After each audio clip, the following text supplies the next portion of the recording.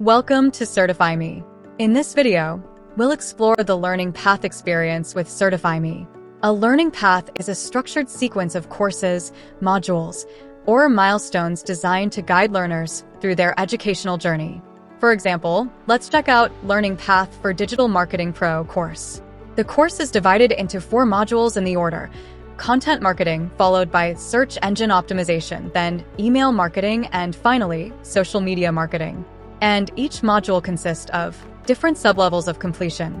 For example, content marketing module has 3 levels for completion. The learners can track their levels of completion of each module right here. CertifyMe has a unique feature of awarding micro-credentials upon completion of each levels, which has gamified learning experience. Hooray! Once the entire module is complete, the learner gets the remarkable course completion certificate.